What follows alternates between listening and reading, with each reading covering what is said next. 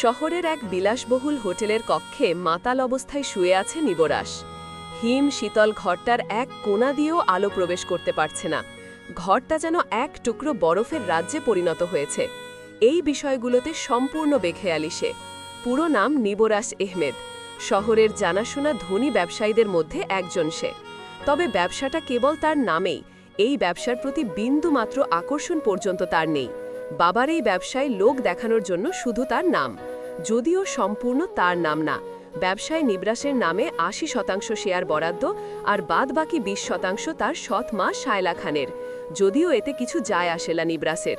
তাকে এক কানা করিও না দিয়ে যদি শায়লা খানের নামে ১০০% বরাদ্দ হতো, তা হলেও তার বিশেষ কিছু যায় আসত না। ব্যবসায় তার মাই তার নামে ৮০% শেয়ার রেখেছিল, আর তার বাবার নামে রেখেছিল ২০%, যা এখন শায়লা খানের। তাতে কি, রাজা তাও সবসময় রাজাই থাকে। ফকির হলেও রাজার নজর রাজার মতোই থাকে, উপরের দিকে।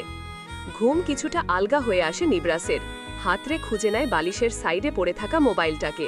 সময় এখন প্রায় ১২টার ঘরের দিকে ছুটছে। ঘড়ির ছোট কাঁটাটা যেন ১২কে ছোঁয়ার জন্য প্রাণপণে দৌড়াচ্ছে। নিবরাসের শরীর একটা থিন ব্ল্যাঙ্কেট দিয়ে কভার করা। মুহূর্তেই সে ব্ল্যাঙ্কেটটাকে ঠেলে সরিয়ে উঠে বসে। চোখ বন্ধ থাকা অবস্থাতেই ডানে বামে ঘাড় কাত করে। হাতগুলো দুপাশে ছড়িয়ে ভিন্ন ভঙ্গিতে আড়মোড়া দেয়। ব্ল্যাঙ্কেটটাকে পুরো দমে সরিয়ে খাট থেকে নেমে বারান্দার দিকে যায়। বাহিরের অবস্থা দেখে আর নিবরাস বারান্দায় গেল না। সময়টা সকালের শেষ সময় আর দুপুরের শুরু। রোদের প্রখরতা বেশ।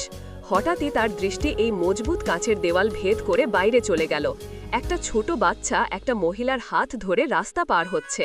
সে মনে মনে বলল, মাই হবে হয়তো। এভাবেই কিছুক্ষণ সে বাহিরের দিকে তাকিয়ে থাকল, যতক্ষণ না মহিলাটি রাস্তা পার হয়ে ওই পাশে যায়। নিবরাস আহমেদ দেখতে সুদর্শন, মুখাবয়ব একদম তুর্কিদের মতো, বলা চলে একদম মায়ের ফটোকপি হয়েছে। মুখের আদল থেকে সম্পূর্ণ শরীর একেবারে নিখুঁত। চোখ যুগল গাঢ় গভীর, তীক্ষ্ণ চোয়াল। গাল ভর্তি দাড়ি না থাকলেও বোঝা যাচ্ছে কিছুদিন আগে তা সেভ করে মুখাবয়বের এক নতুন আকৃতি দিয়েছে। যেমন লম্বা ঠিক তেমন চওড়া, পেশিবহু বাহু, পেটানো শরীর প্রতিনিয়ত তার কসরত আর শরীর চর্চার প্রমাণ দিচ্ছে। কি নেই তার কাছে? বাড়ি, গাড়ি, টাকা পয়সা সব কিছু তো আছে। এত কিছু থাকার পরও যা নেই তা হলো ভালোবাসা। তাকে ভালোবাসার জন্য কারো সময় নেই। ছোটবেলায়ও ছিল না, আর এখনও নেই। হঠাৎ করেই নিজের ভাবনায় বিচ্ছেদ ঘটালো। এখন ওই মেয়েটাকে খোঁজা দরকার। সপ্তাহ খানেক হয়েছে, মেয়েটাকে সে কোনো ক্রমেই ভুলতে পারছে না এখনো। মাথা ফেটে যাচ্ছে, চোখ বন্ধ করা যাচ্ছে না, যখন তখন এসে হানা দিচ্ছে। এই মেয়েটার জ্বালায় অতিষ্ঠ সে। কে বলেছিল সেদিন তার সাথে এমন বাচ্চামো করতে? এই মেয়ে নিজে চেয়ে যেহেতু তার মনে দখল দিয়েছে, তখন তো এই মেয়েকে তার কাছে ফিরে আসতেই হবে, সে যে কোনো মূল্যেই হোক না কেন।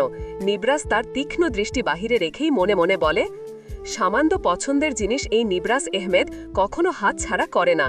আর তুমি তো আমার মস্তিষ্ক খুঁড়েছ, হৃদয় দখল করে ফেলেছ। তোমাকে কি করে হাত ছাড়া করব সানফ্লাওয়ার? পাতাল থেকে হলেও তোমার বের করে আনবো আমি। কথাগুলো ভাবার সময় নিবরাস ভরকে যায়। মেয়েটার কথা আবার মাথায় এসেছে। এই মেয়েটার কথা মাথায় আসলেই সে বদ্ধ উন্মাদে পরিণত হয়। মাথা কাজ করে না তার। এখনও তাই হয়েছে। কিছু না ভেবেই টেবিলের ওপরের সিগারেটের প্যাকেটটা থেকে একটা সিগারেট নিয়ে জ্বালায় সে। দু একটা টান দিতে দিতে বারান্দায় চলে যায়। এখন আর রৌদ্দুর তার ওপর প্রভাব ফেলতে পারছে না। সিগারেটের ধোঁয়া উড়াতে উড়াতে বিড়বিড় করে বলে, I need you, I need you, I need you. Come fast sunflower, I want to achieve you at any cost. College ছুটি হতেই নূর বের হয়েছে তার বন্ধু মহলের সাথে। 4 জনের এই সেই বন্ধু মহল যাদের সাথে নিজের জীবনের 5টি বছর কাটিয়েছে নূর। কত শত কথা হয়েছে তাদের মাঝে। তাদের হাঁটার মাঝে নূর হঠাৎ চঞ্চল ভঙ্গিতে বলে উঠল, এই তোরা ভেলপুরি খাবি? খেলে চল, আজকে ট্রিট আমার তরফ থেকে। তার এই চঞ্চল ভঙ্গিতে ভয় পেল আহনাফ।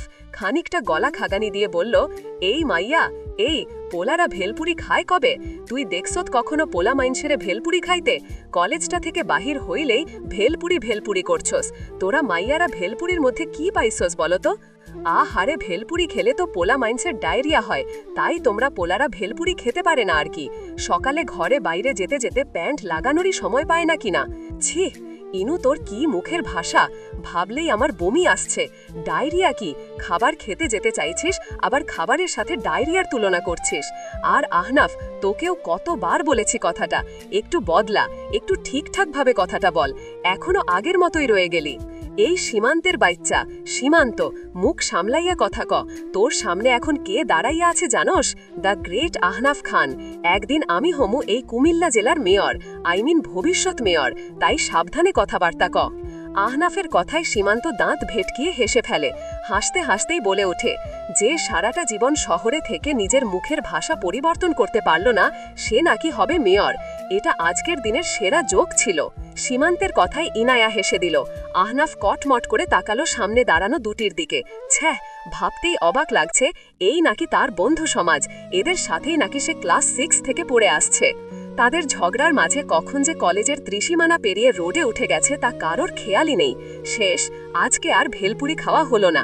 নূর পেছন থেকে সবাইকে বলে উঠল, এই তোরা তোদের কাহিনী থামাবি? সারাক্ষণ শুধু ঝগড়া আর ঝগড়া। তোদের চক্করে আজ ভেলপুরি মিস হলো। আমার কত আশা ছিল। নূরের এমন করুণ কণ্ঠ শুনে আহনাফ আফসোস করে বলল, আহারে বেচারা মাইয়াডা, থাক, রাগ করিস না, কালকে খামুনে। চল, তোদের আজকে আমি আইসক্রিম খাওয়াই। আহনাফের কথায় সবাই রাজি হয়ে গেল। একটু সামনে যেতেই পরিচিত এক আইসক্রিম পার্লারে ঢুকল সবাই। চারদিকে চোখ বুলিয়ে 4 জনের একটা খালি টেবিল খুঁজে বের করল। আহনাফ তাদের সবাইকে উদ্দেশ্য করে বলল, তোরা গিয়ে বসো, আমি অর্ডার দিয়ে আসছি। তার কথায় সবাই গিয়ে কর্নারের সিট দখল করে বসে পড়ল, আর আহনাফ গেল আইসক্রিম অর্ডার দিতে। কিছুক্ষণের মধ্যে আইসক্রিম এসে পড়ল টেবিলে। যে যার পছন্দ মতো আইসক্রিমগুলো তুলে নিল হাতে। খেতে খেতে একজন আরেকজনের সাথে গপ্প জুড়ে দিয়েছে। কথা বলার মাঝখান দিয়ে সীমান্ত ঠাট্টার স্বরে বলে উঠল, তোর ডাক্তার বাবার কি অবস্থা নূর? আজকাল দেখি এত কল করে না। নূর আইসক্রিম মুখে নিতে নিতে থামল, বলল, উনি আছে ওনার হাসপাতাল নিয়ে, রোগী নিয়ে। কল করে না বললে ভুল হবে। ক্লাস টাইমে কল আসবে ভেবে আমি মোবাইল সাইলেন্ট করে রেখেছিলাম। আর তাছাড়া আমি বাবাকে জানিয়েছি কলেজ শেষে আমি তোদের সাথে একটু ঘুরি, তাই আমার বাসায় ফিরতে একটু দেরি হয়। জানিসই তো, আমাকে না কলে না পেলে জেসমিনকে কল দিতে দিতে পাগল করে দেয়। ইনায়া বলল, তাও ঠিক, আঙ্কেল যা সিরিয়াস তোকে নিয়ে। সিরিয়াসলি, বিশ্বাস কর, আমি কোনো বাবাকে দেখিনি প্রতি ঘন্টায় ঘন্টায় তার মেয়েতে কল দিতে। আঙ্কেলকে দেখলাম প্রথম। আসলেই নূর, তোর লাখ ভালো এমন বাবা পেয়ে। আর আমার বাবাটাকেই দেখ, ঘন্টায় 50 বার গাধা বলে আমায়। কথাটা বলতে বলতে খানিকটা আইসক্রিম মুখে পুরে নিল আহনাফ। আহনাফের কথায় ইনায়া আফসোস করে বলে, তোকে গাধা বলাটা আসলেই ঠিক হয় না, কারণ গাধার মাথায় তো সামান্য ব্রেন আছে, তোর তো সেটাও নেই।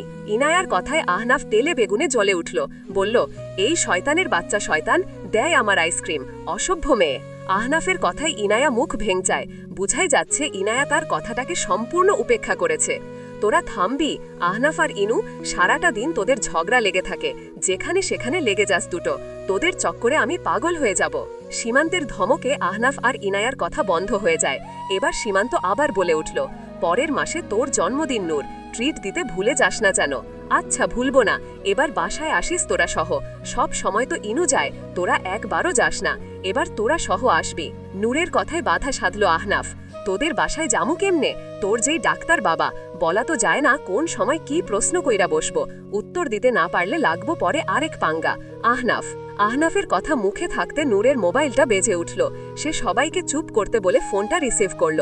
হ্যালো বাবা, কোথায় তুমি নূর? তোমাকে কল দিলাম, ধরলে না, তাই আমি জেসমিনকে কল দিয়েছিলাম। সে বলল তুমি এখনো বাসায় যাওনি। আসলে বাবা, আজকে আহনাফ বলল সে আইসক্রিম ট্রিট দিবে, তাই তাদের সাথে আইসক্রিম খাচ্ছি। আমার সাথে ইনায়াও আছে। এই তো চলে যাব এক্ষুনি, তুমি টেনশন করো না। আমি বাসায় গিয়ে তোমাকে কল দিচ্ছি। আচ্ছা, তোমার বন্ধুদের বলো বাসায় আসতে। বলেছি, ওরা বলেছে পরে আমার জন্মদিনের দিন আসবে। আচ্ছা ঠিক আছে, তুমি সাবধানে দেখে শুনে এসো। আচ্ছা। ফোনটা কেটেই নূর সবার দিকে এক নজর তাকায়। তাকে আলাদা করে আর কিছুই বলা লাগেনি, সবাই আগে ভাগে যাওয়ার জন্যই প্রস্তুত হয়ে আছে। বিল পেমেন্ট করে সবাই আইসক্রিম পার্লারের বাহিরে এলো। এখান থেকে তাদের পথ ভিন্ন। ইনায়া আর নূর একসাথে যাবে। তাদের বাসা প্রায় কাছাকাছি। আহনাস আর সীমান্ত এক বাসেতেই থাকে, ফ্ল্যাট ভিন্ন। সবাই থেকে বিদায় নিয়ে নূর আর ইনায়া রিকশায় উঠে গেল। আহনাস আর সীমান্ত নিজেদের যাওয়ার রাস্তায় পা বাড়ালো। নিবরাস শাওয়ার নিয়ে বের হতেই তার চোখ গেল ঘাটের ওপরে বসে থাকা একটা মেয়ের ওপর। মুহূর্তেই তার চোয়াল শক্ত হলো, তবে রাগের বহিঃপ্রকাশ করল না সে। দপ দপ পা ফেলে চলে গেল ক্লোজেটের সামনে। ক্লোজেটা থেকে একটা খাকি পেন্ট তুলে নিয়ে মেয়েটার সামনেই বদলে নিল, পরনের তোয়ালেটা ছুঁড়ে মারল খাটের ওপরে। এত কিছুর মাঝেও নিবরাস আর একটি বারও নজর দেয়নি মেয়েটার দিকে, যেন এই রুমের মধ্যে আর কেউ উপস্থিতি নেই। এতে ভীষণ অপমান বোধ করল যারা।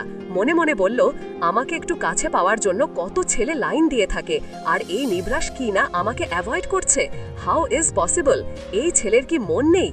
কি বুঝে যারা খাটের ওপরে পড়ে থাকা তোয়ালেটা হাতে নিল, আস্তে এগিয়ে গেল নিবরাসের কাছে।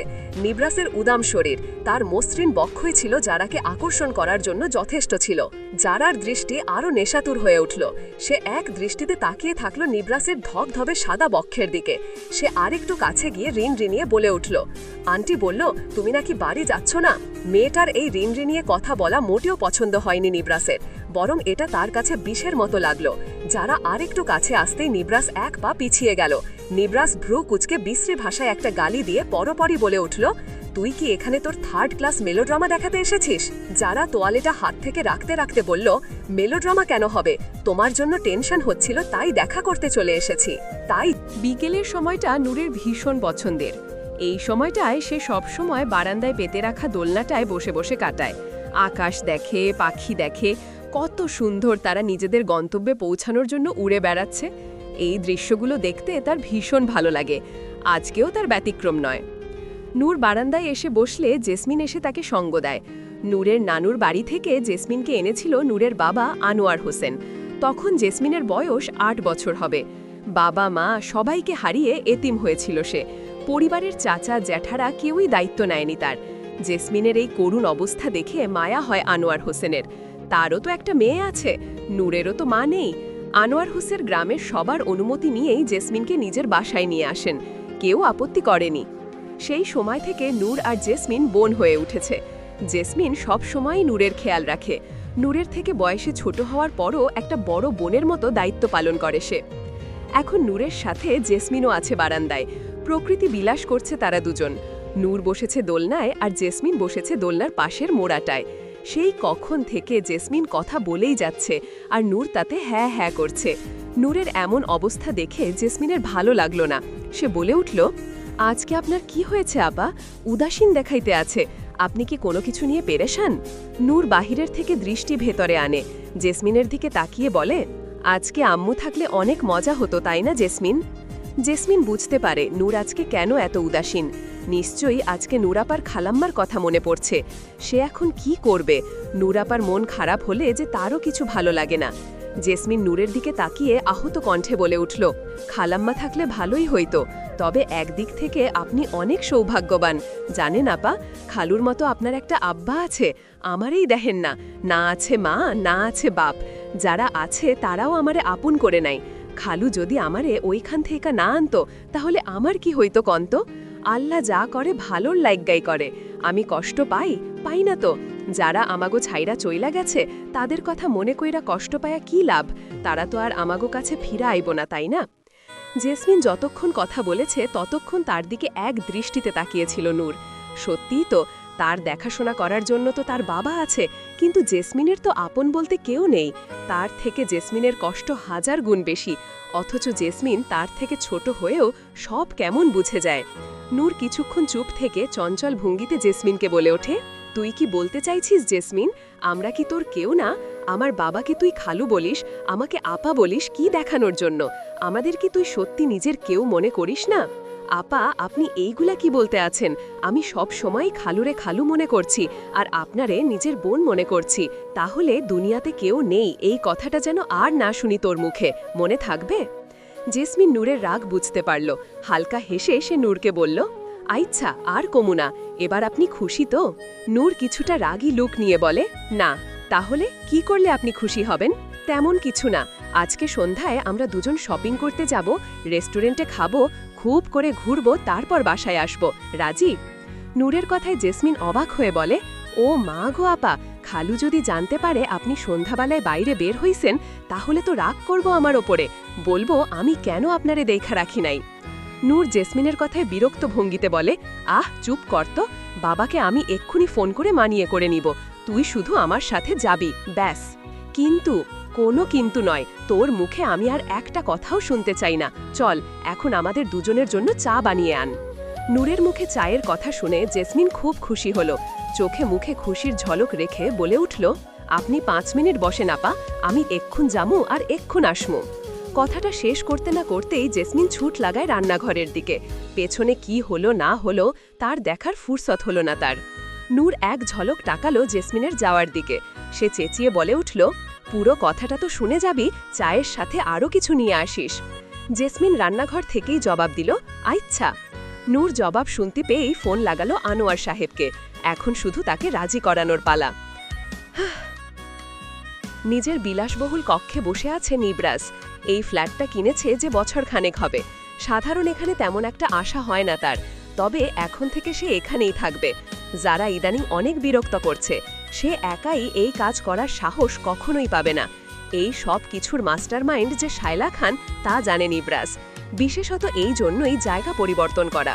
স্যার, ডিটেলস বলো আয়াস। এটাই হওয়ার ছিল। এই 5 বছর নিবরাসের সাথে কাজ করছে আয়াস। নিবরাসের রন্ধ্রে রন্ধ্রে সে ঢুকে আছে। নিবরাস কোন সময় কোন পদক্ষেপ নিবে সব তার জানা। বলা চলে সে নিবরাসের বাম হাত। তবে আয়াস এটাই বুঝতে পারছে না, একটা মেয়ের সম্পর্কে এত খোঁজ নেওয়ার কি আছে। কে এই মেয়ে, কিভাবেই বা স্যার এই পুচকি মেয়েকে চেনে তাই মাথায় ঢুকছে না আয়াসের। আয়াস এত বছর ধরে কাজ করছে স্যারের সাথে, কখনো তো কোনো মেয়ের সম্পর্কে এভাবে খোঁজ খবর নেয়নি স্যার। তাহলে আজ কেন? কি হলো আয়াস, তোমাকে ডিটেলস বলতে বলেছি, এভাবে চুপ করে আছো কেন? আয়াস আমতামতা করে বলে, স্যার মেয়েটার নাম নূর। স্টপ স্টপ আয়াস, ওইখানেই ফুল স্টপ টানো। আমি তোমার মুখে আর ওই মেয়েটা এই শব্দটা যেন শুনতে না পাই। প্রথমবার বলেছ তাই ক্ষমা পেলে, নেক্সট টাইম ওর নাম সম্মানের সহিত মুখে নেবে, না হলে তোমার যা হাল হবে তার জন্য তুমি নিজেই দায়ী থাকবে। আর তুমি জানো আমার শাস্তি দেওয়ার স্টাইল। আয়াস সামান্য ঢোক গিলল, ফের বলল, তাহলে কি নামে ডাকবো স্যার? আমাকে তুমি কি বলে সম্বোধন করো? আয়াস ঝটপট উত্তর দিল, স্যার। ওকে, যদি আমি বউ করি তাহলে তুমি ওকে কি বলে সম্বোধন করবে? Obviously madam. হঠাৎ করে কথাটা বলে আয়াস চমকে যায়। এটা কি শুনে ফেলল সে? তার মানে অ্যাট লাস্ট। কথাটা ভাবতেই আয়াসের মুখে খুশির ঝলক দেখা গেল। এতক্ষণে সে বুঝতে পেরেছে কাহিনী কি। নাও টেল মি।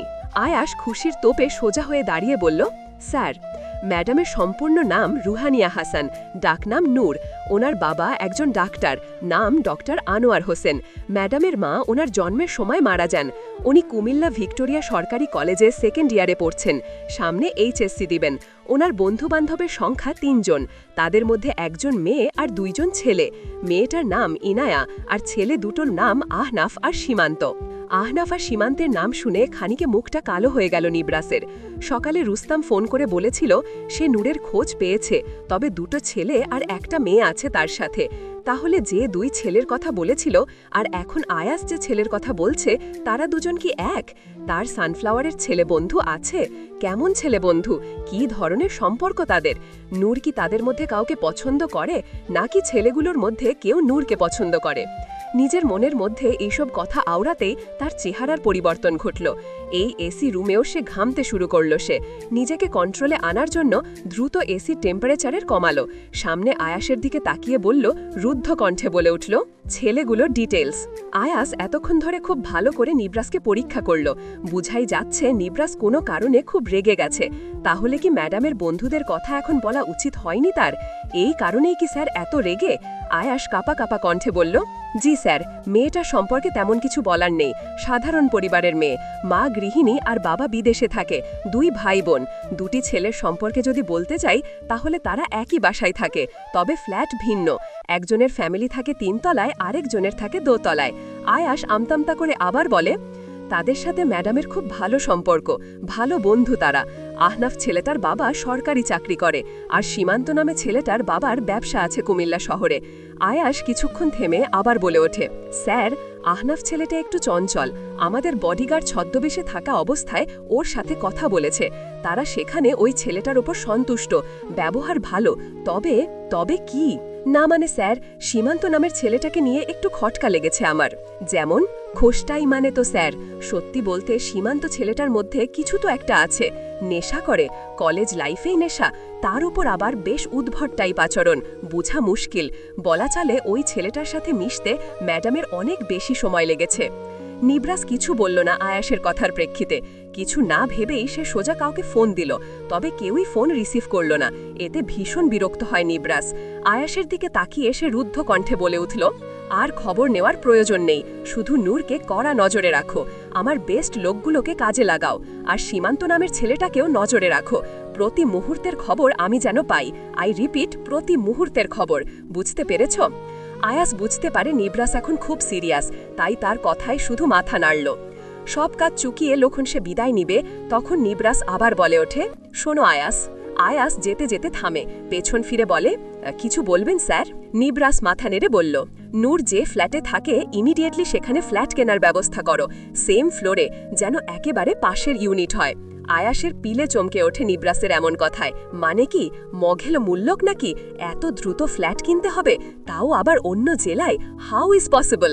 আয়াস বেশ উত্তেজিত কণ্ঠে বলল, স্যার এত তাড়াতাড়ি তো অসম্ভব, আই মিন একটু সময় তো লাগবেই। হুঙ্কার দিয়ে ওঠে নিবরাস, ভারী তেজস্বী কণ্ঠে বলে ওঠে, যে করেই হোক ওখানে ফ্ল্যাট আমার চাই, অ্যাট এনি কস্ট। সময় মাত্র 1 সপ্তাহ, আমি কোনো আপোষে যাব না। প্রয়োজন হলে আরও লোক লাগাও, দরকার পড়লে তাদের দ্বিগুণ নয় 3 গুণ দাম দাও, যে কোনো হালে ওইখানে একটা ফ্ল্যাট আমার চাই। চারপাশে থমথমে ভাব। নিবরাসের ভারী কণ্ঠের প্রতিধ্বনি চারপাশের মহলকে একদম শান্ত করে দিয়েছে। সে প্রতিটি শব্দ যেন আজ সে উচ্চারণ করছে না, বরং ঘোষণা দিচ্ছে। আয়াস বলে, কিন্তু স্যার। কোনো কিন্তু নয়, তুমি আমাকে চেনো আয়াস, আমি ঠিক কি কি করতে পারি তার নিশ্চয়ই ধারণা আছে তোমার। আশা করছি 1 সপ্তাহ যথেষ্ট, আমি সময় নষ্ট করতে চাই না। So the meeting ends here, you can go now. Ayas আর কথা বাড়ায় না, নিবরাস থেকে বিদায় নিয়ে সে চলে যায়। তবে যাওয়ার সময় নিবরাসকে মনে মনে খুব করে বকে, হোয়াট, আজকে তুমি আসবে না? বাট কেন? তুমি তো প্রমিস বলেছিলে আজকে আমরা একসাথে ডিনার করব, তুমি এভাবে কিভাবে প্রমিস ভাঙতে পারো? শুনো আম্মু, ভীষণ ইমার্জেন্সি কাজে আমাকে আজকেই সিলেট যেতে হচ্ছে। আমি ইতিমধ্যে বের হয়ে পড়েছি। আই প্রমিস 2 দিনের মধ্যে আমি চলে আসব। 2 দিন আনোয়ার হোসেন বাসায় ছিলেন না, সে খবর পৌঁছে গেছে নিবরাসের কাছে। ব্যাপারটা ভীষণ কৌতূহলজনক। নিবরাস যতটুকু জানে, আনোয়ার হোসেন নূরকে ভীষণ ভালোবাসে। তারপরেও কি এমন গুরুত্বপূর্ণ কাজ আছে ওনার জীবনে যে উনি প্রতি মাসে 2 দিনের জন্য হলেও সিলেটের যান, তাও আবার তার সানফ্লাওয়ারকে বাসায় একা ফেলে? সন্দেহবশত সেদিন নিবরাস আনোয়ার হোসেনের পেছনে লোক লাগায়। আর যে খবর এখন সে জানে, তা যদি তার সানফ্লাওয়ার জানতে পারে, তাহলে নিশ্চয়ই এই বাবা মেয়ের সম্পর্ক ছিন্ন হবে। তখন কি হবে? তার সানফ্লাওয়ার আরও একা হয়ে যাবে। কোথায় যাবে সানফ্লাওয়ার? এই রকম অবস্থায় সে তো আর সানফ্লাওয়ারকে এমন একটা সত্যি কথা জানাতে পারে না, কখনোই না। আগে সানফ্লাওয়ারকে তার কাছে আনতে হবে, তার ভালোবাসায় উন্মাদ করতে হবে। সানফ্লাওয়ার যেন তার ভালোবাসায় এমনভাবে ডুব দেয়, তার বাবার সত্যি জানার পরও যেন সানফ্লাওয়ারকে তার কাছেই ফিরে আসতে হয়, যেন সানফ্লাওয়ার তাকে তার শেষ আশ্রয় ভাবে, তাকে শেষ এবং সর্বশেষ ভালোবাসার মানুষ হিসেবে মনে করে। তারপর জানাবে সে সব সত্য, যাতে তার কাছে যাওয়া ছাড়া সানফ্লাওয়ারের যাওয়ার আর কোনো জায়গা না থাকে। নিজের মনে কথাগুলো ভেবেই কিঞ্চিত হাসে নিবরাস। চারদিকে এখনো ভোরের আলো ছড়ায়নি, আলো অন্ধকারে আকাশ এখনো ঢেকে আছে, চারপাশে ঠান্ডা বাতাস বইছে। এমতাবস্থায় নিবরাসের এই কুটিল হাসি মিশে যায় এই আবছা আলো অন্ধকারের মধ্যে। সে লম্বা করে একটা শ্বাস টানে, অতপর বারান্দার থাই গ্লাস সরিয়ে ভেতরে প্রবেশ করে।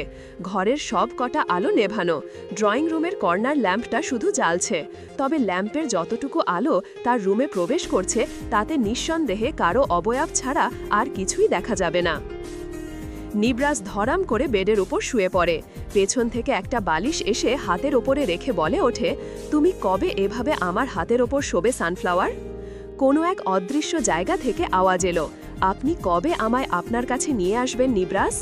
নিবরাসের বুকের ভেতর ছলাৎ করে ওঠে, ধপ ধল করে তার হার্টবিট বেড়ে যায়। তার সানফ্লাওয়ার তার সাথে কথা বলছে, তার কাছে আসার জন্য তার সানফ্লাওয়ার মরিয়া। নিবরাস ছটপট করে ওঠে, বলে, খুব শীঘ্রই আনবো সানফ্লাওয়ার, আমার কাছে তুমি খুব শীঘ্রই আসছো, খুব শীঘ্রই। আবার কথা থেকে যেন রিনিয়ে আওয়াজ এলো, আপনি আমায় ভালোবাসবেন তো নিবরাস? আমার কিন্তু অনেক ভালোবাসা চাই। নিবরাসের ছটপটানি বাড়ে, শ্বাস ঘন হয়ে উঠেছে কিছুটা, বক্ষস্থলের উঠানামার গতিও বেড়েছে। বালিশটাকে নিজের আরেকটু কাছে নিয়ে চেপে চাপটে ধরে, ফের বিড়বিড় করে বলে ওঠে, একবার আমার হয়ে যাও সানফ্লাওয়ার, তারপর আমি তোমাকে ভালোবাসা শেখাবো, কিভাবে ভালোবাসতে হয় তা জানাবো। প্রতিদিন, প্রতি রাত, প্রতি ঘন্টা, প্রতি সেকেন্ড আমি তোমায় ভালোবাসবো। আমার ভালোবাসায় তোমাকে পাগল করে দিব। আই সোয়ার, উন্মাদ করে ফেলবো তোমায়, উন্মাদ করে। Need you sunflower, feeling very bad for you, I want you close to me so much. চোখ বুজে আসে নিবরাসের, তবুও তার হাতের বিচরণ কমে না। বালিশটাকে এমনভাবে জাপটে ধরে আছে, মনে হচ্ছে এটা কোনো মানুষ নয়, হয়তো সানফ্লাওয়ার। হ্যাঁ, হয়তো তার সানফ্লাওয়ার। ভাবতে সমস্যা কি? সানফ্লাওয়ার হোক কিংবা বালিশ, এতে কিছু যায় আসে না নিবরাসের। এটার সাথে তো মনের কথাগুলো খুলে বলতে পেরেছে সে। আর চোখ খোলা রাখতে পারল না নিবরাস, ঘুমের দিকে তলিয়ে যায় সে। তবে ঘুমানোর পূর্বে তার মুখে শুধু একটাই নাম এসেছিল, সানফ্লাওয়ার, মাই কিউট সানফ্লাওয়ার। আজকে নিয়ে 3 দিন হলো নূর কলেজে যায় না। কলেজে না যাওয়ার কোনো কারণ নেই, তাও যাচ্ছে না সে। আহনাফ কল করে খোঁজ খবর নিয়েছে, আর ইনায়া দেখা করে গেছে তার সাথে। তবে সীমান্তের কোনো খোঁজ খবর নেই, সেই দিকটা ঘাঁটল না নূর। এমনিতেই সীমান্ত অনেক চুপচাপ স্বভাবের, প্রয়োজন ছাড়া কোনো কথাই বলে না তেমন। আর তাছাড়া হয়তো ইনায়া আর আহনাফ থেকে জানতে পেরেছে সে কেন কলেজে যায় না। এটা নিয়ে সীমান্তের ওপর রাগ করা অহেতুক, তাই সীমান্তের খোঁজ না নেওয়ার ব্যাপারটা খুব সহজেই এড়িয়ে গেল নূর। ইদানিং নূর ভীষণ একা অনুভব করে, সব সময় বাবাকে কাছে পায় না, কাজের জন্য বাবাকেও দূরে থাকতে হয়। জেসমিনের সাথে কতক্ষণই বা কথা বলবে সে? এত বড় একটা ফ্ল্যাটে সে আর জেসমিন থাকে, বেশিরভাগ সময় তো বাবাকে হসপিটালেই কাটাতে হয়। ওই তো সেদিন রাতের 2:30টার দিকে ইমার্জেন্সি কল এসেছিল হসপিটাল থেকে। বাবা ঘুম ফেলে ছুটে গিয়েছিল হসপিটালে। যাওয়ার সময় তাকে আর জেসমিনকে ঘুম থেকে জাগায়নি, দরজা ভেতর থেকে লক করে গেছে। সকালে উঠেই তারা জানতে পেরেছে। নূরের ভাবনার মাঝে জেসমিন আসে, তড়িঘড়ি করে বলে, আপা আজকে বিকালে একটু বাহির হমু। কোন দিক দিয়ে সূর্য উঠল আজকে? তুই বের হতে চাইছিস? হুম আপা, দরকার আছে। তা কি দরকার? আপা, ঘরের অনেক জিনিস শেষ হয়ে গেছে। আপনার কফি, পাস্তা, নুডলস, সস আরও কি রাখেন না কি যেন ফ্রোজেন করা ওইগুলাও। আর থাম, তুই গ্রোসারি কিনতে চাস সেটা বল। আমি ভেবেছিলাম তুই ঘুরতে যেতে চাস। জেসমিন চোখ সরু করে বলল, আপনি ঘুরতে যেতে চান আপা? হুম, খুব। তাহলে চলেন, আমরা দুইজন ঘুইরা টুইরা তারপর এই জিনিসপত্রগুলা কিনে আমু। এক কামে 2 কাম হয়ে যাইব। নূর জেসমিনের দিকে তাকিয়ে ভ্রু কুচকালো, এতে পিছলে গেল জেসমিন। হালকা হেসে সে জেসমিনকে বলে উঠল, ভালোই তো বুদ্ধি হয়েছে মাথায়, শয়তানি বুদ্ধি। যাক, আমার থেকে অন্তত তুই কিছু শিখতে পারলি, না হলে সারা জীবন আমার একটা আফসোস থাকতো যে তোকে আমি কিছুই শিখাতে পারিনি। জেসমিন কিছুটা লজ্জা পেয়ে বলল, আপনি কি যে কন আপা? থাক, আর লজ্জা পেতে হবে না, বিকেলের দিকে যাব, আমি বাবাকে বলে রাখছি। তুই কি করছিস কি যারা? বুদ্ধি খাটাতে পারিস না? একটা ছেলেকে হাত করতে পারছিস না এখনো? কেমন মেয়ে তুই? কিভাবে করব আন্টি? এটা ছেলে, প্রতি কথায় কথায় মারতে ধরে, কাছে ঘেঁষা তো দূর, আমার কথা শুনতে পর্যন্ত চায় না নিবরাস। আমার ছায়া দেখলেও রেগে যায় সে, মনে হয় আমার ছায়াকে পেলে সে আমার ছায়াকে খুন করবে। শায়লা খান আশাহত হয় জারার কথায়। সে ভেবেছিল নিবরাস একা একা থাকলে বোধহয় মেয়েদের প্রতি আসক্ত হয়ে যাবে, তাই সে জারাকেও ঠিক তেমনভাবে প্রস্তুত করেছে। কিন্তু নিবরাস হলো ঠিক তার ভাবনার উল্টো, নারী বিদ্বেষী, একদম তার বাবা ফারুক আহমেদ খানের মতো। তার যদি এখন একটা আওলাদ থাকতো তাহলে এই নিবরাসের ধার সে ধারত না, কিন্তু এখন সে কথা ভেবে লাভ নেই। শায়লা খান জারাকে বোঝানোর ভঙ্গিতে বলে ওঠে, দেখ জারা, তোকে আমি রাজার হালে এখানে রেখেছি, শুধুমাত্র এই সামান্য কাজটা তুই করতে পারছিস না। যেভাবেই হোক নিবরাসকে নিজর কর, ভুলে যাস না এই সায় সম্পত্তি সব কিছুর মালিক কিন্তু নিবরাস আহমেদ খান। এই বাড়ি গাড়ি ব্যবসা জমি জমা যা আছে সব নিবরাস আহমেদের নামে। তার বউ হওয়া মানে বুঝতে পারছিস? ইচ্ছায় হোক অনিচ্ছায় হোক, নিবরাসকে একবার তুই নিজের করতে পারলে এই সায় সম্পত্তির মালিক হব আমরা, বুঝতে পেরেছিস? যারা মনে মনে নারাজ হলেও সে সামান্য হেসে বলে, বুঝতে পেরেছি আন্টি, তুমি শুধু দেখো আমি কি করি। এইবার নিবরাস আহমেদ খানের আর কোনো উপায় থাকবে না আমাকে গ্রহণ করা ছাড়া, জাস্ট ওয়েট অ্যান্ড ওয়াচ। তাই যেন হয়, তবে যাই করিস সাবধানে করবি। কথাটা বলে শায়লা খান দোতলার দিকে চলে যায়। নিচে দাঁড়িয়ে থাকে শুধু যারা। সে মনে মনে বলে ওঠে, ওহ লোভী aunty, I am so sorry. আমি যদি কোনোভাবে নিবরাসের বউ হই তাহলে সম্পত্তি শুধু আমি নেব। তুমি তো নিবরাসের কাছে পৌঁছানোর জন্য কেবল একটা পেয়াদা মাত্র। তোমাকে পথ থেকে সরাতে আমার বেশি একটা সময় লাগবে না। So my dear aunty, please forgive me. Noor বিকালে ফ্ল্যাট থেকে বের হওয়ার সময় দেখতে পায় তাদের পাশের ফ্ল্যাটে নতুন কেউ উঠছে। তাদের বেশভূষা দেখে খুব চমকালো নূর। সে ফিসফিস করে জেসমিনকে বলল, কারা উঠছে বলো তো, দেখে তো মনে হচ্ছে বিশাল মাপের কেউ হবে। জেসমিনও নূরের মতো ফিসফিস করে বলে, জানি না আপা, আপনি যেইখানে আমিও সেইখানেই। নূর আর কথা বাড়ালো না, সোজা চলে গেল লিফটের কাছে। সেখানে যেতেই তারা চরম আশ্চর্যের কিছু দেখল। নতুন ফার্নিচার আনা হচ্ছে, কি ঝা চকচকে, দেখে মনে হচ্ছে সব কিছুই নতুন কেনা। তাহলে তাদের সামনের ফ্ল্যাটে কি কোনো ভিআইপি উঠেছে? হতেও পারে, গড নোজ। নূর লিফট থেকে নামতে দেখা পায় আয়াসের। তাকে দেখা মাত্রই আয়াস মাথাটা একটু নিচে করে বলল, গুড ইভিনিং ম্যাম, কেমন আছেন? গুড ইভিনিং, ভালো। নূর আয়াসকে খেয়াল করেনি, তাই ঝটপট কথার উত্তর দিয়ে ফেলেছে।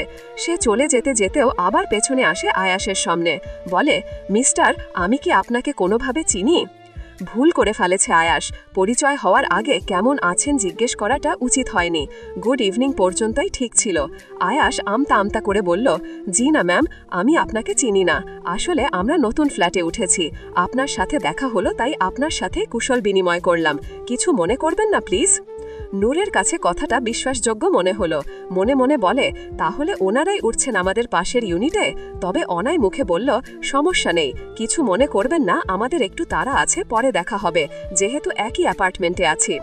না না, প্রবলেম নেই, আবার দেখা হবে। আয়াসের কথাটা শুনে নূর চলে যায়, আর আয়াসও চলে যায় লিফটের ভেতরে। সে লিফটের বাটন চাপতে চাপতে বিড়বিড় করে বলল, ম্যাডামকে দেখে যতটা না শান্ত আর ঠান্ডা মনে হলো, স্যার তার থেকে 1000 গুণ বেশি অশান্ত। নূরদের বাসায় ফিরতে ফিরতে প্রায় মাগরিবের আজান দিয়েছে।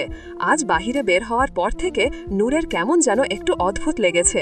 সারাক্ষণ মনে হয়েছে কেউ যেন তাকে ফলো করছে, কিন্তু আশ্চর্যজনকভাবে সে যতবারই চারপাশে চোখ বুলিয়েছে কাউকেই দেখতে পায়নি। ব্যাপারটাকে মনের ভুল ভেবে উড়িয়ে দিয়েছে সে। বাসায় গ্যারেজের ভেতরে ঢুকতেই দেখতে পায় কেউ ইতোমধ্যে লিফট অন করে ফেলেছে। তাই সে আর জেসমিন ছুট দেয় লিফট থামানোর জন্য। তবে বেশি একটা দৌড়ানোর প্রয়োজন হলো তাদের। ভেতর থেকে কেউ একজন লিফটের দরজায় হাত রাখল। নূর হাঁপাতে হাঁপাতে লিফটে প্রবেশ করল। লিফটটা থামানোর জন্য সামনে দাঁড়ানো লোকটিকে ধন্যবাদ জানালো। থ্যাঙ্কস বলে নূর পুরুষালী অবয়বটার দিকে তাকালো। সুগঠিত শরীর ও দৃঢ় ব্যক্তিত্বের এই পুরুষটিকে দেখে নূর বিস্ময়ে স্তব্ধ হয়ে গেল। অবাক কণ্ঠে অনিশ্চিত স্বরে বলল, আপনি? নিবরাস নূরকে দেখেও না দেখার ভান করল। সে এমনভাবে দাঁড়িয়ে রইল যেন নূর তার দৃষ্টিসীমার মধ্যেই নেই। চোখে গাঢ় রঙের সানগ্লাস, মুখে এক অদ্ভুত নিরাসক্ততা। পরিপাটি ফরমাল পোশাকে সে এমনভাবে দাঁড়িয়ে রইল যেন সে নূরকে আগে কখনোই দেখেনি। নূরের দৃষ্টি এখনো সামনের ব্যক্তির দিকে। এক মুহূর্তের মধ্যে যেন থমকে গেল সে। তারপর কৌতূহল আর অবিশ্বাসের সুরে ধীর কণ্ঠে বলে উঠল, আপনি এখানে? এই সন্ধ্যা থেকে নূর রেগে আছে আর আবল তাবল বকছে। জেসমিন একবার এসে বুঝিয়ে গেছে, কিন্তু তার কথাকে পাত্তা দেয় কে? নূর সাফ সাফ জানিয়ে দিয়েছে, ওই ডাইনোসরের এত সাহস হয় কি করে যে সে তার কথাকে পাত্তা দিল না। আরে নিজেকে কি এই দেশের প্রধানমন্ত্রী ভাবে নাকি? কোথা থেকে আসে এত ইগো? সব ঢং দেখানোর জন্য এমন করেছে। জেসমিন এই কথাগুলো শখ হানেকবার শুনে ফেলেছে, তাই হতাশ হয়ে সে নূরকে বলল, আপা, আপনি কি ওই সাহেবকে চিনেন? আপনিই বা ওনার লগে আগে কথা কইতে গেলেন কেন? নূর কিছুটা আটকালো, তারপর আমতা আমতা করে বলল, গিয়েছি কি আর সাধে? ওই লোকটার সাথে আমার আগেও একবার দেখা হয়েছিল, তাও অনাকাঙ্ক্ষিতভাবে। সব ভুলে আমি তো গিয়েছিলাম আগ বাড়িয়ে কথা বলতে। যদি জানতাম ওই লোক ডাইনোসর আমলের, আমার কথার পাত্তা দিবে না, ইগো দেখাবে, তাহলে কি আর যেতাম রে জেসমিন? নূরের কণ্ঠে হায় হতাশ। জেসমিন নূরের কথার আগা মাথা কিছুই বুঝতে পারল না, তাই সে কোনো কথা না বলেই এখান থেকে চলে গেল। এভাবে চিল্লাতে চিল্লাতে নূর একটু পর নিজেই শান্ত হয়ে যাবে। 7:30 বাজে। নিবরাসের ফ্ল্যাটের লাইট নেভানো, সব ঘুটঘুটে অন্ধকার। আকাশ হালকা নরম, চারদিকে হালকা ঠান্ডা বাতাস বইছে। নিবরাস বারান্দায় বসে আছে, দৃষ্টি তার নূরের বারান্দার দিকে।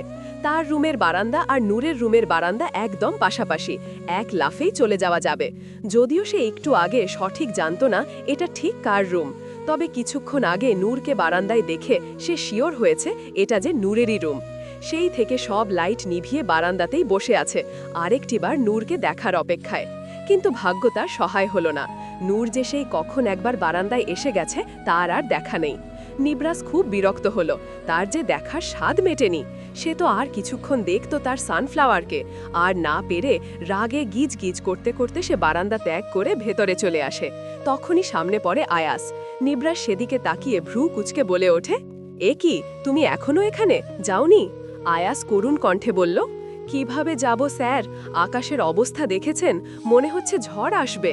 তো নিবরাসের বেপরোয়া কণ্ঠস্বর। আয়াস, নিবরাস এমন কথায় কাঁদো কাঁদো হয়ে বলল, স্যার আপনার এত বড় বাসা, আজকে রাতটা শুধু থাকতে দিন আমায়, কাল সকালেই চলে যাব সত্যি। নিবরাস আয়াসের দিকে ভ্রু কুচকে তাকাতেই আয়াস চোখ বুঝে আবার বলে ওঠে, থাক স্যার, আমাকে রুমে জায়গা দিতে হবে না, আমি ওয়াশরুমেও অ্যাডজাস্ট করে নিতে পারবো। নিবরাস ধমকে ওঠে, শাক আপ আয়াস, স্টপ ইয়োর ননসেন্স, যাও ভেতরে যাও, আজ আর একবারও আমার সামনে আসবে না তুমি। আর হ্যাঁ, কালকে সকালে যেন এই বাসায় তোমাকে আমি না দেখি। যত দ্রুত সম্ভব ঢাকায় যাবে, সেখানে আমার সব দায়িত্ব তুমি পালন করবে। আর কেউ আমার কথা জিজ্ঞেস করলে কি বলবে সেটা তুমি জানো। আই থিঙ্ক আমার আর রিপিট করতে হবে না। আয়াস মাথা নেড়ে বাধ্য ছেলের মতো ভেতরে চলে যায়। মনে মনে বলে, অ্যানাকন্ডা, হতছাড়া একটা, কত হাসানোর চেষ্টা করি তবুও একটু হাসে না। জন্মের সময় মুখে মধু বদলে নিমপাতা দিয়েছে কিনা আল্লাহই ভালো জানে, না হলে এই ব্যাটা এমন কেন। বাদশাহা। রাতের পরিবেশ এখন এক অন্য রকম রূপ ধারণ করেছে। সারাদিন তপ্ত রোদ থাকলেও সন্ধ্যার পর আকাশ নরম হয়েছিল। চারদিকে ভারী বাতাস আর মেঘেদের তাণ্ডব শুরু হয়েছে হঠাৎ করেই। সেই 8টা থেকে বৃষ্টি পড়া শুরু হয়েছে। কারেন্ট নেই 2 ঘন্টা যাবৎ। এই সারাটাক্ষণ আইপিএস চলেছে, কিন্তু 11টা বাজতেই আইপিএসের ব্যাটারি শেষ হয়ে যায়। জেসমিন উঠে দেখে পুরো ঘর ঘুটঘুটে অন্ধকার। লাইট চার্জ দেওয়ার কথা তার মাথাতেই নেই, থাকবে কেমন করে? সচরাচর তো কারেন্ট যায় না, আর না আইপিএসের চার্জ এভাবে শেষ হয়। জেসমিন নূরের রুমে এসে একবার তাকে দেখে যায়। বাহিরে প্রচুর বজ্রপাত হচ্ছে। একটু পরপর আকাশ গ্রুম গ্রুম শব্দ করে ডেকে উঠছে। বাহিরে বিদ্যুৎ চমকানোর আলো নূরের বারান্দার থাই গ্লাসে প্রতিফলিত হয়ে ভেতরে আসছে। নূর নিশ্চিন্তে ঘুমাচ্ছে। জেগে থাকলে হয়তো এতক্ষণে ভয়ে এক কোণায় বসে থাকত। তবুও হঠাৎ করে নূর জেগে গেলে ভয় পাবে, তাই জেসমিন গুড়ের ঘরে একটা মোম জ্বালিয়ে দিয়ে যায়। গভীর রাত, আকাশে চাঁদ তারার অস্তিত্ব নেই, আর না আছে কোনো আলোর অস্তিত্ব। সুবিশাল আকাশটাকে আজ ভারী মেঘেরা দখল করে ফেলেছে। তাদের রাজত্ব চলছে আজ আকাশে। বৃষ্টি বন্ধ হলেও পুরো দমে এখনো বন্ধ হয়নি। ঝিরঝির বৃষ্টি পড়ছে। কিছুক্ষণ পর পর আকাশ ভারী গুমটো আওয়াজ করছে। নিবরাস বারান্দা টপকে নূরের বারান্দায় আসে। এতে বেশি একটা বেগ পেতে হয়নি তাকে। দুটো বারান্দা কাছাকাছি হওয়ায় এক লাফেই চলে আসতে পেরেছে। তার ছাড়া সানফ্লাওয়ারকে দেখার জন্য এতটুকু তো করতেই পারে, এ আর এমন কি? নিবরাস শিওর ছিল না বারান্দার থাই গ্লাস খোলা থাকবে কিনা। অবশ্য খোলা না থাকারই কথা ছিল, তবে তার ভাবনা সম্পূর্ণ ভুল প্রমাণ করে দিল নূর। থাই খোলা পেয়ে নিবরাসের কিছুটা আক্ষেপ হলেও মনে মনে বেশ খুশি হলো। সময় নষ্ট না করে দ্রুত পায়ে ঘরে ঢুকে গেল। মোমের আলোয় পুরো ঘর হলুদ রঙে সাজে উঠেছে। নূর গভীর ঘুমে তলিয়ে আছে। তাকে দেখে মনে হচ্ছে কোনো জীবন্ত হলুদ ফুল সে, যেন আস্ত এক সানফ্লাওয়ার। নিবরাস ধীর পায়ে এগিয়ে আসে নূরের কাছে। ঘুমন্ত নূর কি অদ্ভুত সৌন্দর্য ছড়াচ্ছে চারদিকে। ঘুমের ঘোরেও কত সুন্দর লাগছে তাকে। নিবরাস তৃপ্ত চোখে নূরকে দেখছে। এ দেখার যেন কোনো অন্ত নেই, শুধু দেখতেই ইচ্ছে করে। উজ্জ্বল হলুদ বর্ণের স্কিন কালার, সরু ভ্রু জোড়া, হরিণের মতো আখি যুগল, লম্বা লম্বা পাপড়ি, নাকটা একটু বোচা, আর ঠোঁট, এটা তো যেন বাগানে সাজানো টসটসে স্ট্রবেরি, টপ করে খেয়ে ফেলতে ইচ্ছে করে। নিবরাস নূরকে দেখার মাঝে নিবরাস খেয়াল করে নূর মুখ দিয়ে শ্বাস নিচ্ছে। প্রতিবার শ্বাস নেওয়া আর ছাড়ার সময় নূরের ঠোঁট জোড়া হালকা আলগা হচ্ছে, আবার বন্ধ হচ্ছে। নিবরাস নেশাতুর দৃষ্টিতে তাকিয়ে থাকে নূরের প্রতি শ্বাস প্রশ্বাসের দিকে। যতবার নূরের বক্ষ উঠানামা করে ততবার নিবরাস শ্বাস রোধ হয়ে আসে, গলা কাট কাট হয়ে যায়। কেউ যেন তার গলা চেপে তার শ্বাস রোধ করে ফেলছে। নিবরাস আরেকটু ঝুঁকে নূরের মুখের কাছে আসে। এখন নূরের নিঃশ্বাস প্রশ্বাসের শব্দ নিবরাসের কাছে স্পষ্ট। সে এক হাত দিয়ে খাটের ওপর ভর দিয়ে অপর হাতে নূরের ওষ্ঠ যুগলকে চেপে ধরে। শ্বাস নেওয়ায় কষ্ট হওয়ায় নূর একটু ঝটফটিয়ে উঠলে নিবরাস তাকে ছেড়ে দেয়, তবে দূরে সরে যায় না। হাত দিয়ে নয়, বরং তার ইচ্ছে হচ্ছে নূরের ওষ্ঠ যুগলকে তার ওষ্ঠ যুগলের মধ্যে আবদ্ধ করে নিতে। এখন সানফ্লাওয়ারের ওষ্ঠদ্বয়ের মধ্যে হারিয়ে যেতে ইচ্ছে করছে তার। ভাবনার মাঝে নিবরাসের গলা শুকিয়ে তপ্ত মরুভূমিতে পরিণত হয়। নিজেকে সামলানোর প্রয়াসে বারে বারে ঢোক গিলতে থাকে সে। এখন যদি সে সানফ্লাওয়ারের ওষ্ঠে ওষ্ঠ মেলায়, তাহলে তো তার সানফ্লাওয়ার ঘুম থেকে উঠে যাবে। এটা কিছুতেই করতে পারবে না সে। তবে তার কোনো ভাবনা বা চেষ্টাই কাজে আসলো না। আর সামলাতে পারল না সে নিজেকে। পরাজিত সৈনিক হতে হলো তাকে। তার সানফ্লাওয়ারের ওষ্ঠের কাছে তাকে পরাজয় বরণ হতে হলো। সে একটুখানি ঝুঁকে ঘুমন্ত নূরের ওষ্ঠয় ওষ্ঠ মেলালো, খুব সাবধানে তবে মোলায়েমভাবে। সে বারে বারে ওষ্ঠ মেলাতেই লাগলো। মিনিট 2-1 চলে গেল এইভাবে। তবুও নিবরাসের দূরে সরে আসার নাম নেই। এর মাঝে নূর 2-1 নেড়ে উঠেছে। যতবারই নূর নেড়েছে, ততবারই নিবরাস তার সাথে আরও কোমল থেকে কোমল হয়েছে। নূরের পরনে ট্রাউজার আর একটা ঢিলে ঢালা টি-শার্ট। নিবরাস টি-শার্টের ভেতর হাত ঢুকিয়ে আলতো হাতে হাত বুলিয়েছে নূরের মসৃণ উদরে। তার শরীর নূর থেকে আলাদা হতে চাইছে না, বলছে আরেকটু থাক এইভাবে, কিন্তু মন বলছে দূরে সরে আয়, পরে কন্ট্রোল করতে পারবি না। নিবরাস তার মনের কথা শোনে, ছেড়ে দেয় নূরের ওষ্ঠ। তবে নূরের থেকে দূরে আসার সময় সে আরেকটি বার নূরের ওষ্ঠে চুমু খায়, তাও গভীরভাবে। মাথায় হাত বুলিয়ে ললিত কণ্ঠে বলে, আমার প্রথম ভালোবাসা তুমি, আর প্রথম চুমুও তুমি ডিজার্ভ করো সানফ্লাওয়ার। তোমাকে আর দেরি করাবো না আমি, খুব শীঘ্রই তোমাকে আমার কাছে নিয়ে আসব, একেবারের জন্য, যেখানে শুধু তুমি আর আমি থাকব, কেউ থাকবে না আমাদের বিরক্ত করার জন্য। কথাগুলো বলে নিবরাস একটু থামে, ফের বলে ওঠে, আজকে আমাকে চলে যেতে হবে, কিন্তু এমন দিন আসবে যেদিন তুমি আমাকে যেতে দিবে না, নিজে থেকেই আমার সাথে মিলিত হতে চাইবে। I promise. যেদিন তুমি আমার কাছে নিজ থেকে ধরা দিবে, সেদিন তোমাকে আমার ভালোবাসায় ছিন্ন বিচ্ছিন্ন করে দিব। কথা শেষ করে নিবরাস শেষবারের মতো নূরের কপালে চুমু দিয়ে উঠে দাঁড়ায়। মৃদু গলায় বলে ওঠে, যদি আমি আরেকটু সময় তোমার সান্নিধ্যে থাকতে পারতাম সানফ্লাওয়ার, যদি। নূর গভীর ঘুমে আচ্ছন্ন। সে নিবরাসের কোনো কথাই শুনতে পেল না। নিবরাসও আর সময় নষ্ট করল না। এখন তার যেতে ইচ্ছে করছে না, তবুও তাকে যেতে হবে। ভোর হতে আর বেশি একটা সময় বাকি নেই। সে রুমের পাখাটা কমিয়ে নূরের গায়ে পাতলা কম্বলটা টেনে দিল। তারপর থাই গ্লাস যেমন ছিল ঠিক তেমনভাবে লাগিয়ে বারান্দা টপকালো। কেউ জানতেও পারল না এই বন্ধ দরজার কাহিনী। ... ভোর হতেই আজ নূরের ঘুম ভেঙে গেছে। আজ সকালটা কেমন যেন অদ্ভুত লাগছে তার। শরীরও তার কেমন যেন ভারী ভারী হয়ে আছে। রাতে তো ভালোই ঘুম হয়েছে, তারপরেও কেন আজ শরীর এমন লাগছে? পাখাও বন্ধ। নূর বেশ বুঝতে পেরেছে এটা কার কাজ। জেসমিন। নিশ্চয়ই জেসমিন এসে দেখে গেছে সে ঠান্ডায় কাঁপছে, তাই পাখা বন্ধ করে তার গায়ে কম্বল টেনে গেছে। এই মেয়েটাও না। নূর উঠেই ওয়াশরুমের গিজার অন করে দিল। শরীর এই ভারী ভাব কাটানোর জন্য এখন শাওয়ার নেওয়া খুব প্রয়োজন। লোকে বলে না, 7 বৈদ্যের 1 বৈদ্য হলো গোসল। নূর এতক্ষণ ধরে তো খেয়ালই করেনি তার পুরো রুমে যে এত সুন্দর পারফিউমের ঘ্রাণ ভেসে বেড়াচ্ছে। এমনকি তার জামা কাপড়েও। কোথা থেকে এলো এই ঘ্রাণ? ভূত এসে দিয়ে গেছে? নিজেকেই নিজে বকা দিল সে। ভূত এসে কিভাবে দিয়ে যাবে? ভূত কি পারফিউম ইউজ করে নাকি? এসেছে হয়তো কোনো এক জায়গা থেকে। তার ছাড়া ঘরে তো অনেক পারফিউম আছে, হয়তো কয়েকটা ইউজ করাতে এমন স্মেল হয়ে গেছে। এটা নিয়ে বেশি একটা ঘাঁটল না নূর। নিজের একটা প্লাজো আর একটা ওভারসাইজ টি-শার্ট ওয়াশরুমের হ্যাঙ্গারে ঝুলিয়ে ব্রাশ নিয়ে সে সোজা বারান্দায় গেল। আকাশ এখনো মেঘলা, বৃষ্টি নেই, তবে হিম শীতল হাওয়া বইছে বাহিরে। নূর একবার নিবরাসের বারান্দার দিকে তাকালো। কেউ নেই, একদম শূন্যশান। সে বিড়বিড় করে বলে উঠল, ডাইনোসর একটা...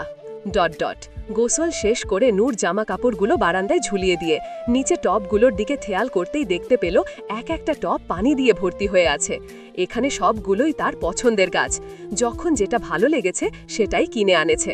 একটা একটা করে গাছ কিনতে কিনতে এখন তার বারান্দা প্রায় ভর্তি। কিন্তু এগুলো সেবা করার জন্য সময়ই মিলে না। কিন্তু এখন যখন একবার সেবা করার সময় মিলেছে, তখন আর সে এড়িয়ে যাবে না। নূর বসে এক এক করে টবগুলো থেকে পানি ফেলতে লাগলো, আর সেই দৃশ্য ক্যাপচার করতে লাগলো দূরে দাঁড়িয়ে থাকা এক জোড়া মোহময় তৃষ্ণার্থ ব্যাকুল চোখ। ওভারসাইজ টি-শার্ট হওয়ার কারণে তার গ্রীবাদেশীয় উঁচু নিচু ভাঁজগুলো স্পষ্ট প্রতীয়মান নিবরাসের নিকট। মুহূর্তে নিবরাসের গলা শুকিয়ে কাঠ কাঠ হয়ে যায়। নিজেকে সংযত করার জন্য সকালবেলায় আনোয়ার হোসেন বাসায় এসেছেন। গতরাতে নাইট ডিউটি ছিল তার, তাই বাসায় আসতে পারেনি গতরাতে। তাছাড়া একটা ইমার্জেন্সি এসে পড়েছিল হুট করেই, তাই তার আরও বেশি দেরি হয়েছে। এর মধ্যে যে কতবার যে তার নূরের কথা মনে হয়েছে তা বলার বাহিরে। কাল রাতে প্রচণ্ড রকমের ঝড় হয়েছে, যদিও সে বাড়ির ল্যান্ডলাইনে ফোন করে জানতে পেরেছিল যে নূর ঘুমিয়ে গেছে, তাই একটু নিশ্চিন্ত হতে পেরেছে, না হলে তাকে সে সময়ই ছুটে আসতে হতো বাসায়। সবাই ডাইনিং টেবিলে বসে আছে খাবার সামনে নিয়ে। নূর আসলেই ব্রেকফাস্ট শুরু করবে। আনোয়ার হোসেন জেসমিনের দিকে তাকিয়ে বলল, ও এখনো আসছে না কেন? জানি না খালু, আমি সকালে ডাকতে গেছি, দেখি জায়গা গেছে, বলল তো আসতে আছে। জেসমিনের কথার মাঝে নূর ডাইনিং টেবিলে এসে হাজির হলো। চেয়ারে বসতে বসতে সবাইকে বলল, সরি সরি সরি, সবাইকে দেরি করানোর জন্য আমি সরি। কথাটা বলতে বলতে নূর হটপট থেকে পরোটা নেওয়ার সময় তার হাতে বেশ গরম লাগে। অমনি পরোটাটা ছেড়ে দিয়ে বলে ওঠে, ওরে আল্লাহ। আনোয়ার হোসেন একটু হাসলেন নূরের কথা বলার ভঙ্গিমা দেখে। তিনি হটপট থেকে পরোটাটা তুলে নূরের প্লেটে দিয়ে নরম কণ্ঠে বললেন, এত তাড়া কিসের, কলেজে যাবে নাকি? ভাবছি যাব। ও, তার মানে শিওর না? নূর ডানে বামে মাথা নেড়ে বলে, হুম, শিওর শিওর। মেয়েটা এখনো বাচ্চা স্বভাবেরই রয়ে গেছে, সব কাজে বাচ্চামো করবে। ভাবনায় পড়ে আনোয়ার হোসেন, সব কাজে যে বাচ্চামো সাজে না। তো তিনি মাঝে মাঝে নূরের সাথে একটু কঠোর হয়ে যান, কিন্তু কঠোর হতে আর পারেন কই? নূরের সাথে পড়ালেখা নিয়ে তিনি কখনো কঠোর হতে পারেন না, বলা চলে ইচ্ছে করেই হন না। নূর ওনার একমাত্র মেয়ে, তিনি চান নূর নিজের মতো করে বাঁচুক, একটা সাধারণ জীবনযাপন করুক। যদি পড়ালেখা ভালো না লাগে তাহলে নাই করল পড়ালেখা। এর মানে এই না যে একদমই পড়ালেখা করবে না। সমাজে চলার জন্য যতটুকু শিক্ষার প্রয়োজন, যতটুকু শিক্ষা তো গ্রহণ করতেই হবে। আনোয়ার হোসেন ভাবনা বাদ দিয়ে নূরকে সবজি দিতে দিতে বলেন, পড়ালেখা কেমন চলছে তোমার? শুনছি 1 সপ্তাহ যাবৎ কোচিংয়ে যাচ্ছ না?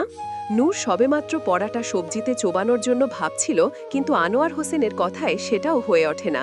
আমতা আমতা করে বলে, আজ থেকে যাব ভাবছি। ভাবছ? এখনো ভাবছ?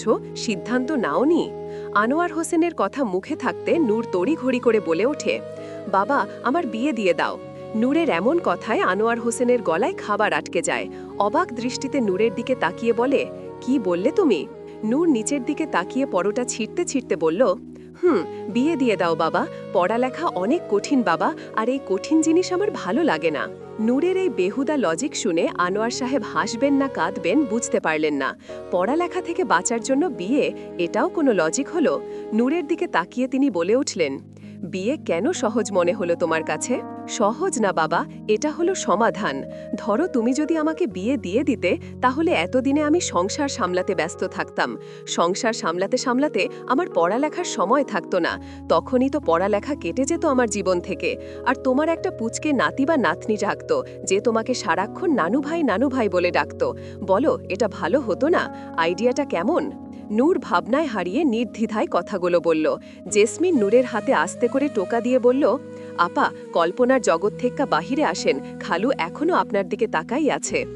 নূরের হুঁশ ফিরে আসে। আনোয়ার হোসেনের দিকে তাকাতেই দেখতে পায় তিনি আগে থেকেই তার দিকে তাকিয়ে আছেন। নূর মনে মনে ভাবে, আচ্ছা, বাবার সামনে কথাগুলো বলা কি উচিত হয়েছে? বাবা কি কিছু মনে করেছে? নূর ভাবনায় থাকতে আনোয়ার হোসেন টেবিল ছেড়ে উঠে গেলেন।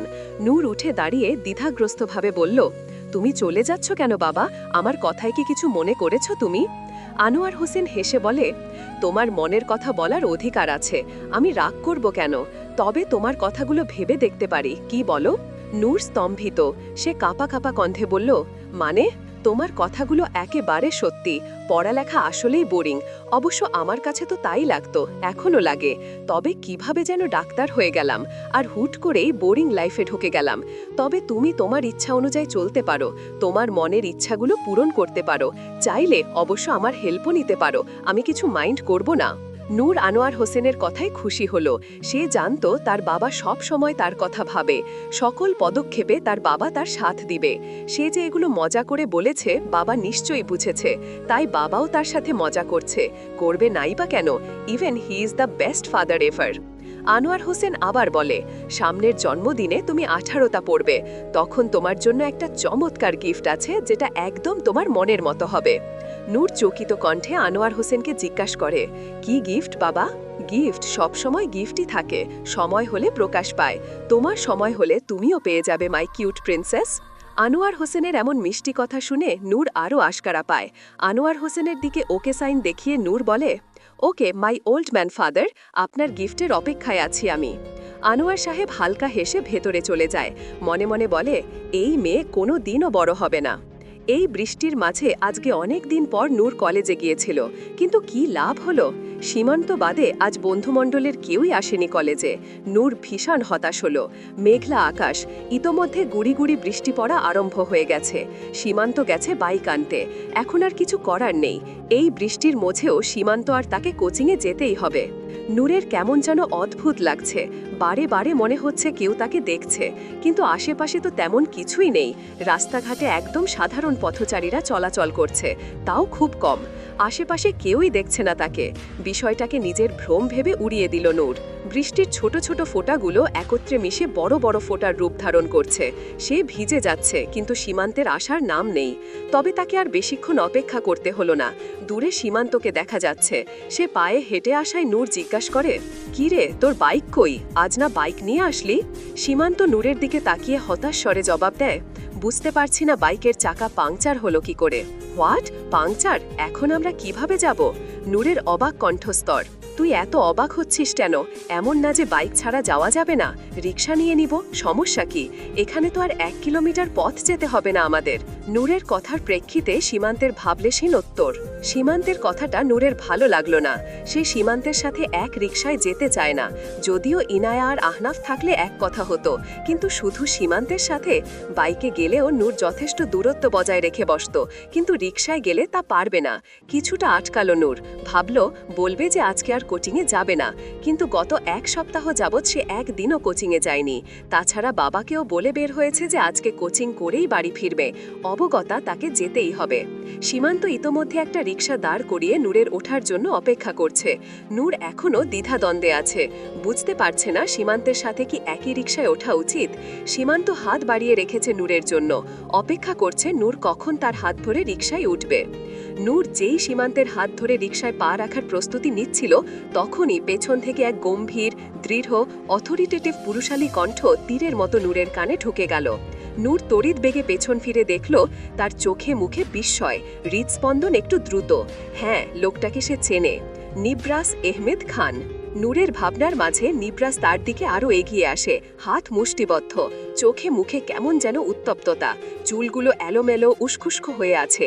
নূর যতক্ষণ ধরে নিব্রাসকে দেখছিল, ততক্ষণে নিব্রাস তার আরও কাছে চলে আসে। দৃঢ় কণ্ঠে নূরকে জিজ্ঞাসা করে, তুমি কি রিকশায় যাবে? সত্যি বলতে নূর এতক্ষণ নিব্রাসের দিকে গভীর দৃষ্টিতে তাকিয়েছিল। নিব্রাসের প্রতিটি পদক্ষেপ ছিল মেপে রাখা। সে এমন ভঙ্গিতে হেঁটে এসেছে যে প্রতি কদমে তার ব্যক্তিত্ব চরমভাবে প্রকাশ পেয়েছে। কি জেন্টেল নিব্রাস, কি নিখুঁত তার চলার ভঙ্গি, কতটা পরিমিত। নূর এক কথায় নিব্রাসের ওপর ক্রাশ খেয়ে গেছে। সে এখনও একই দৃষ্টিতে তাকিয়ে আছে নিব্রাসের দিকে। তার এমন তাকানো দেখে নিব্রাস মনে মনে খুশি হলেও বাহিরে তা প্রকাশ করল না। নূরের মুখের সামনে তুড়ি মেরে বলে উঠল, তুমি কি রিকশায় যাবে? নিব্রাসের তুড়ি বাজানোর ফলে নূর ধ্যান থেকে বের হলো, বলল, আপনি এখানে? এর মাঝে সীমান্ত রিকশা থেকে নেমে এলো, একবার নিব্রাসের দিকে তাকালো, ফের নূরের দিকে তাকিয়ে বলল, ইনি কে নূর? সীমান্তের মুখে নূরের নাম শুনে নিব্রাসের রক্ত গরম হয়ে গেল। সানফ্লাওয়ারের নাম অন্য ছেলের মুখে, তাও আবার এত মিষ্টি করে। হাত মুষ্টিবদ্ধ করে নিজেকে ধাতস্থ করল নিব্রাস। তারপর সীমান্তের দিকে তাকিয়ে জোরপূর্বক হেসে বলল, হাই, আমি নিব্রাস আহমেদ খান, নূরের পরিচিত। ইটস হার্ড টু সে, নূর এখন তোমার সাথে রিকশায় যেতে পারবে না, cause he will go with me now. নূর অবাক দৃষ্টিতে চেয়ে আছে নিব্রাসের দিকে। সে কখন বলল যে সে নিব্রাসের সাথে যাবে?